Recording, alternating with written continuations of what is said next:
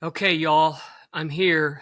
We are getting ready for episode 18 of Sobriety and Everything Else. My name is Eric Andrew. I am your sobriety coach and your host for this afternoon's show here on a Sunday, the 23rd of February.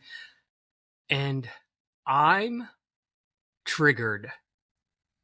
Yes, I am triggered, and I wanted to get on here and share that with you because I want you to first off realize I'm fucking human, just like everybody else, and that this is hard. Sobriety is hard. It's not easy. I talk about a lot of different tools that we can use and a lot of different things, but I wanted to talk about what I'm feeling right now, and probably some of you will be able to relate to this, and talk about what I'm trying to do to help myself get past this moment that I'm in. Um, so what I'm feeling right now is a lot of anger and frustration over honestly something that I have no control over, that I can't do anything about. Um, in that feeling of feeling that way, the fuck it's came along. You know, this idea of what am I doing? Why am I doing this? Why does it matter if I'm doing this? You know, things are never going to be, and here's where the selfishness comes in. Things are never going to be the way I want them to be, you know, or make me feel better, you know. So what's the point in all of this? Why am I trying so hard to do the right thing and keep a clear head and do all this stuff? And I started to imagine what it would be like to have a drink, you know, and it got as far as like feeling what it felt like going down, and the warmth that I would feel, and the euphoria that I would feel, and the eventual numbness I would feel to these feelings that I'm having. And for me, it was always about the numbness, numbing out to the uncomfortableness of the feelings I was having in any given moment. And that's what I thought about. I thought about all of that. And it was inviting, and it was romantic, and it, in my head, sounded really good. And it really fucking scared me, because I would have to admit there was one other time where I felt it that much, in the last probably 6 months, 8 months. And it's scary because you're there, you're right on the edge of it. One thing that I'm trying to do is utilize the tools that I have. And one tool that I have in that moment was this idea of space. So I'm triggered. I'm wanting to have this drink. I'm romanticizing this drink. But before I put my butt in the car and drive to the bar or the liquor store or whatever, I create space. And I create space in order to really kind of examine what's happening. You know, what is happening inside of me? Why am I feeling this way? You know, is this worth it? You know, is blowing, I'm 6 years in, guys, 6 years in. Is it worth blowing that over this, you know, frustration I'm feeling, this anger that I'm feeling? And, you know, it kind of brought me back a little bit. It helped me to step a little bit away from the edge and really go, no, you know, I don't know if that's going to solve it. Now, I'm not going to tell you that one tool just solved everything, but it gave me a little bit of a break. And so in that break, I was able to try to at least come to a place of controlling a little bit of that trigger to want to go. I'm still triggered. I'm still like on the verge, but I'm not as triggered. And so now what has to come next is all the other tools that I know of and bring those in. So one tool was, and this was purely by accident, I ended up getting to talk to somebody who kind of was feeling some of the same things I was feeling. She's not an alcoholic. She's not in a program. She's not doing any of those kind of things. But what I was triggered over, she wasn't triggered over that, but she was feeling a lot of those things. And so we were able to talk a lot about that. And we were able to talk a lot about some of the teachings that I've had, with meditation and yoga and the concepts of Buddhism and things like that. So that was helpful for sure. And it helped me to kind of come back a little bit more to getting grounded a bit more instead of feeling so like agitated, like I wanted to run. So it helped.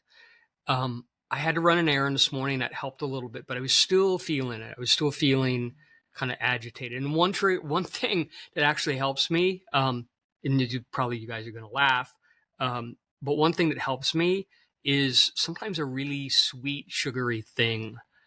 So I was really kind of wanting something like that. So there's actually a kind of a coffee place in a town over from me that does beignets. They actually make beignets. And if you've ever been to Louisiana, you might have had them before.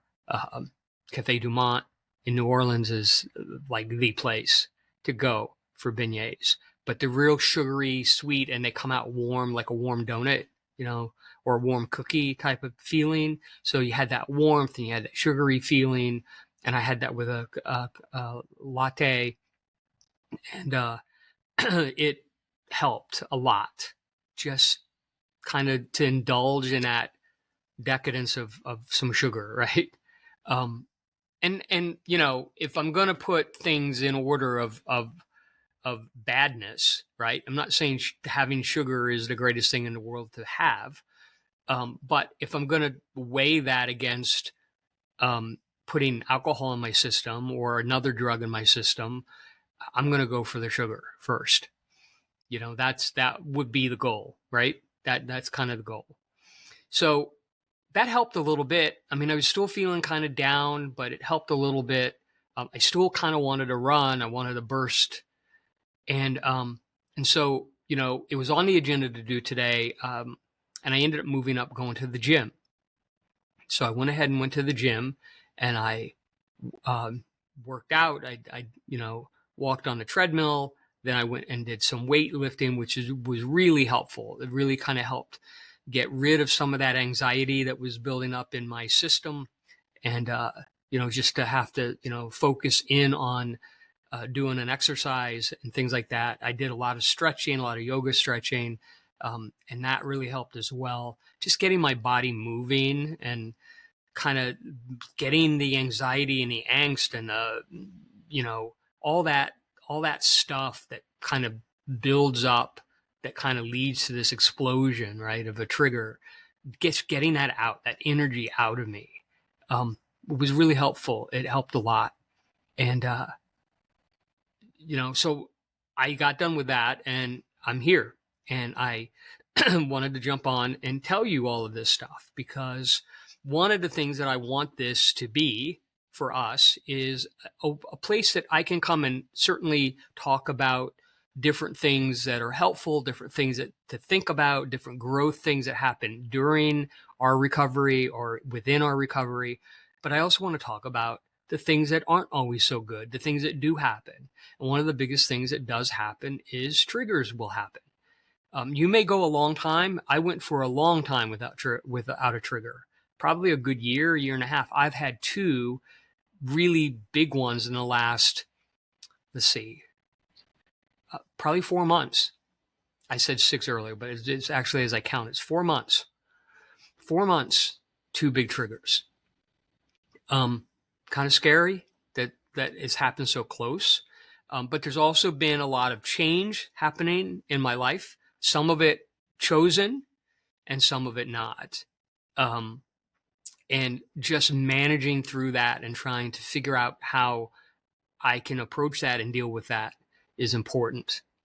The other piece to this that I did not talk about is kind of coming back to what, my spirituality is right now, which is really the yoga, the movement of body, the meditation part of it, where I get to meditate and kind of calm myself and bring myself to a center. Those things are important as well. And it helps to remind me of what what I'm trying to do here, what my goals are, what are the things that I really want to happen. Now triggers are going to happen. A lot of times triggers are things that happen outside of us, meaning they are not necessarily things that we can control or do anything about. But I can tell you as a addict, and I include being an alcoholic and an addict who's dabbled in more than just alcohol. Um, when I can't control something, that's triggering. When I can't manage things to be the way that I want them to be, that's triggering for me. Those are things that really can get me my anxiety going and get me fired up. And when that happens, and then I have this buildup of energy, and which is kind of comes out in frustration and anger, those are things that can really lead me down the wrong path. So I really wanted to share all that with you guys. I'm going to kind of cut this short, but I did want to talk to you about it. So if you're feeling triggered and you're not sure what to do, please reach out to me at my email. It's ericandrewcoaching12@gmail.com. ericandrewcoaching12@gmail.com. I'd be more than happy to talk with you about it, try to help give you some pointers or some things that you could maybe do right away that might help you. One thing I forgot to talk about was breathing.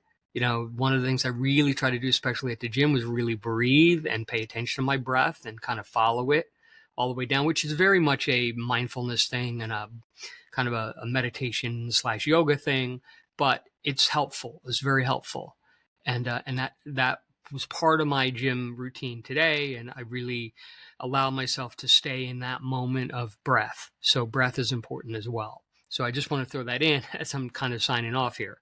So again, if you're having any difficulties or any problems with your own triggers, whatever it might be please reach out to me at ericandrewcoaching12.gmail.com. That's ericandrewcoaching12@gmail.com. And I'd be more than happy to talk to you about it. If you don't want to reach out to me, reach out to a friend. Go to a meeting if you're into AA or any kind of local meetings.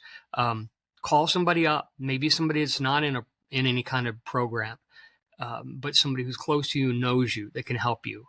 That at the very least will listen. That's really what you need, is just somebody to listen. So again, I wanted to get on here and talk about being triggered, tell you all the feelings I was having and some of the things I've been using to try to get out of it. I'm not completely out of it yet, but I'm getting there. And, I felt like it was more important to talk to you about it in the moment than to wait until I was completely out of it and then look back at it. I think sometimes in the moment is a good time to talk about it. And just talking to you guys makes me feel a little bit better. So thank you for that. And I hope you're having a good weekend. And again, if anybody's triggered out there, maybe some things I said today are helpful. If not, please reach out to somebody, whether it's me or a friend or a group that can be there for you and help you get through your trigger. All right. So until next time, this is Eric Andrew at Eric Andrew Coaching, and I am happy to be able to bring this to you. And I don't know why I was so slow in saying it that way, but I am happy to bring this to you. It's almost like, maybe you're not so happy. No, I am very happy to bring this to you and share these moments in my life that I think might be helpful to you. So have a great rest of your day, and I will talk to you in a couple of weeks.